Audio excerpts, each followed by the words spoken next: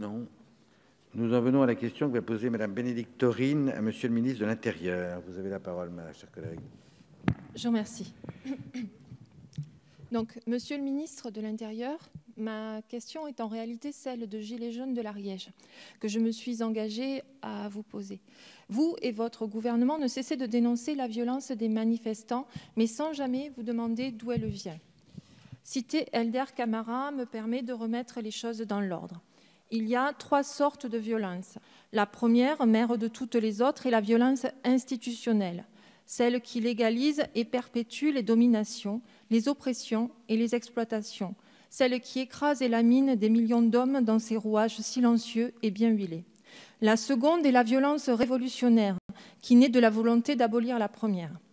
La troisième est la violence répressive, qui a pour objet d'étouffer la seconde en se faisant l'auxiliaire et la complice de la première violence, celle qui engendre toutes les autres.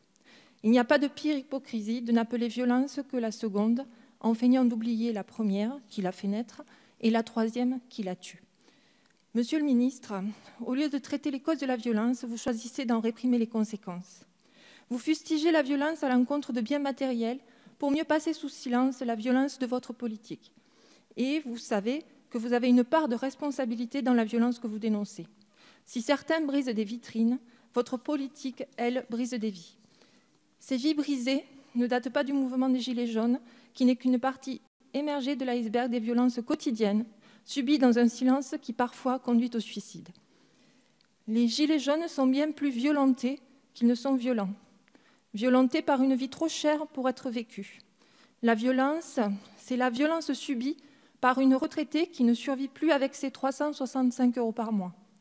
Violence qui s'exerce sur une mère de famille isolée qui peine à payer les études de sa fille aînée.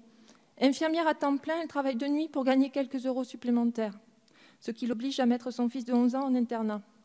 1 700 € par mois, 1 250 € de charges incompressibles qui l'obligent à faire des repassages pour essayer de s'en sortir.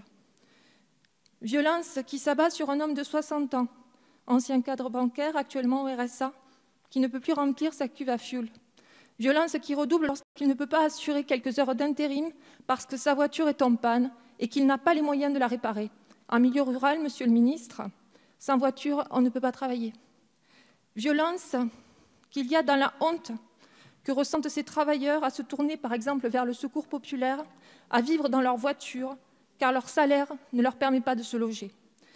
Alors quand depuis Paris, ils sont traités de fainéants, cela ne peut que les mettre en colère. Les Gilets jaunes ne sont pas violents, mais violentés, je le répète.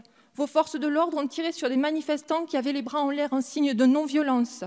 Non seulement la violence de votre répression est injuste et injustifiée, mais vos forces de l'ordre deviennent celles du désordre lorsqu'elles ne respectent plus la loi qu'elles sont censées faire appliquer. Est-il utile, monsieur le ministre, de vous rappeler qu'il est illégal d'éborgner des gens? C'est en mutilant des innocents que vous poussez les gens à devenir violents. Votre gouvernement est en train de succomber à une violence illégitime. Les experts de l'ONU dénoncent des restrictions graves au droit de manifester. Dans un communiqué datant du 14 février dernier, ils indiquent que les restrictions imposées au droit ont également entraîné un nombre élevé d'interpellations, de gardes à vue, des fouilles et des confiscations de matériel de manifestants, ainsi que des blessures graves causées par un usage disproportionné d'armes dites non létales.